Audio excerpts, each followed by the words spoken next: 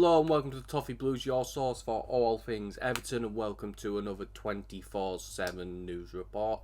The headline news today comes from Alex Crook from TalkSport, I believe, and that is that Everton and Leeds United are both interested in West Ham right-back Vladimir Coufal, who will be a free agent this summer. We ran a poll on this on the Twitter that got 561 votes, so thank you for everyone that voted. Vladimir Coufal at Everton, leave us your thoughts. 28% of fans said they would like him, 27% of fans said they are not sure, and 44% said, or 45% said that they wouldn't take him. I'm not sure of the maths there, my brain's just completely folded, to be honest with you. But Coufal's one where I don't really see the value. We need right backs, but surely we want a younger right back who's got a little bit more energy to his game. Surely we don't want to replace an aging set of right backs with an aging right back. He's average at best. I'm going to be brutally honest. He had a good season a few years ago when him and Souček were really flying, but no, I just don't see a world where there's any value in signing Vladimir Coufal, especially because he'll get bumped up wages because of it being a free transfer and a signing on fee. To be honest, I think there's better players we could get even for paying a fee. I understand the draw of it being a free transfer, but at the end of the day, I don't see any value in signing Vladimir Coufal. I'm in the side of the majority here. I just think he's not that good. There's a reason West Ham are willing to let him go, and to be honest with you, I don't think we should be picking up teams around us as scraps, to be honest with you. I just don't think so.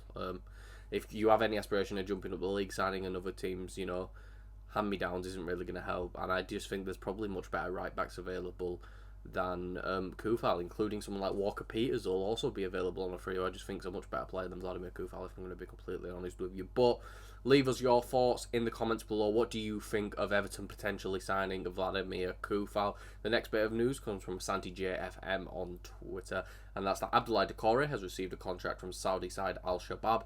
Talks are ongoing. Good. I've said this countless times about Doucouré. I don't think he has the quality to be an Everton player anymore.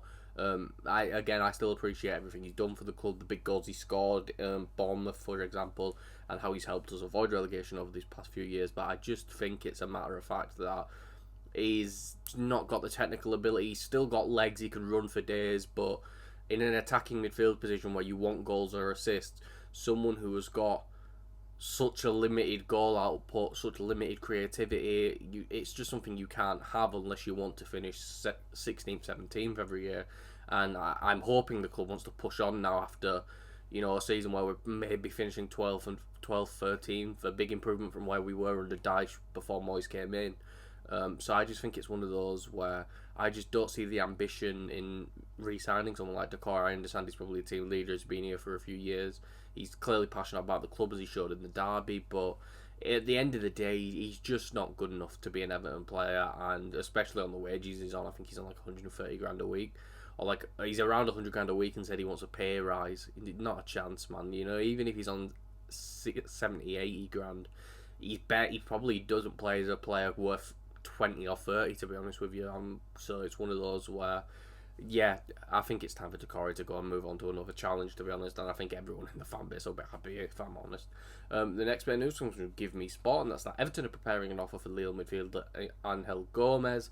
The 24-year-old is a free agent in the summer, and Tottenham and Manchester United are also interested. I refuse to believe Manchester United are interested. I'm going to be honest with you. Same with Tottenham. Tottenham have got Maddison. Have got a few good number 10s, or a few good players who can play in that number 10 position. Kulusevski can play there. I just don't see a world where Spurs or Man United go for him, to be honest. I can see. GOMES is an interesting one because he's not played much for Lille this season. I believe it was only 14 matches in the league that he's appeared in, and his goal and assist per 90 numbers are absolutely horrendous, awful. But has been moved into a bit of a deeper position. We saw that when he got his England call up. He was playing in a deeper midfield role, which I think suits him a lot more. He's really slick on the ball, able to move things in transition, can still dribble with the ball. Defensively not the best, so I don't know if he'd fit into our system really, but I think on a free, if the wages aren't too much, I don't see the loss in bringing in someone like Angel GOMES to play in that deeper role and have someone next to an Idrissa Gueye, next to a more, pitbull style of defensive midfielder who'll win the ball. Having someone who's got that slick control on the ball, who can move it forward, who can play it into the channels, who can move with it himself and progress the ball into the final third. I think that's something Everton are desperately crying out for, and I think most teams who are pushing up the leagues where they are have one of those players where they can pick up the ball, and even though they're a defensive midfielder, they can go, let me do this myself, I've got this, and I think he's a fantastic player, still only 24, plenty of room to grow. I see that why the links of Man United are there because he's a former player, but if they sign someone like Matthias Cunha or something, I just don't see any of those clubs looking at Angel Gomes, especially considering the season he's had hasn't been great. I feel that it's going to be a lot more teams around the mid-table of the Premier League, maybe a team like around the Conference League, maybe someone like Newcastle will look at it and go, he could be a good squad option, maybe something like that, but it depends if he wants to start or not. So we'll see where that goes. But I think that's a pretty interesting rumour, and I think he could do really well at Everton. Team Talk reports that Everton will have to pay £12 million for Newcastle midfielder Sean Longstaff this summer if they want to sign the player. I wouldn't pay half that. Genuinely wouldn't pay half £12 million for Sean Longstaff. I think that's absolutely stupid for someone who is the definition of... I don't think he's the definition of bang average. I think he's average at a few things and below average at the rest. He's okay, but is it okay? £12 million? No. What does he offer really that's better than someone like a James Garner? And I'm not the biggest James Garner fan. What does he offer? He probably offers more than Tim Robben maybe right now, but I think Robben's got much more potential to actually do something than Sean Longstaff does. I feel like this Sean Longstaff link is just one of those where it's persisted from a few years ago and never goes away. We just don't need Sean Longstaff. We don't, and there's not a world where I think £12 million on Sean Longstaff is worth it, considering we paid around 15 for Ndai, 15 for O'Brien, we paid 15 for Alcaraz. I know it's a few million more, but Sean Longstaff's not in that ballpark of player. He's not. He's more in the ballpark of player with someone like an Abdoulaye Doucouré or something like that. Maybe a James Garner. Maybe a bit better than Doucouré. Just bang average. That's what he is. And I just don't think we should be paying... If we're going to sign someone who's bang average, I think we should be signing them on a free, to be honest with you. Someone like a Coufal, for example. I think he's bang average, but it's a free, so I can kind of see... I can see the reasoning behind it. So it's one of those, but no, I'd avoid Sean Longstaff at all costs, to be honest. Apparently Leeds and Manchester United are also interested.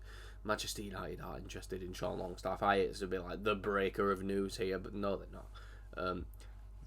Well, I was going to say the last bit of news, but some news broke a couple of minutes ago, so it's not the last piece of news. But Michael Oliver will referee our final game at Goodison Park against Southampton this weekend. What a surprise. Not really surprised. Seasoned Everton hater Michael Oliver has to be at the last game at Goodison Park. And he's 100% probably going to give a penalty away when Jared Bramthwaite breathes near Sulemana. So it will, I don't want to talk it too much, but Michael Oliver, another example of terrible referees in this country. So it's one of those where, okay, yeah, cool, yeah. But the last bit of news, some good news to end on. Everton Football Club are proud to announce that Goodison Park will become the permanent home of Everton women from the start of the 2025-26 season. I think this is a great bit of news. I understand some fans complain because it ruins the spark of Goodison.